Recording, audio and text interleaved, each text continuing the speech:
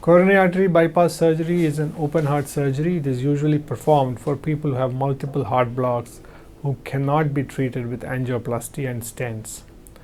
And usually prior to undergoing a coronary artery bypass surgery, the cardiac surgical team will conduct a battery of tests to detect any other problems, any other coexisting health issues that may put them at a risk of complications during a bypass surgery.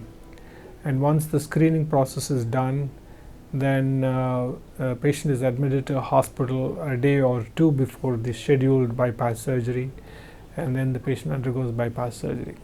Once a patient recovers from a bypass surgery, he will go through a process of cardiac rehabilitation, which includes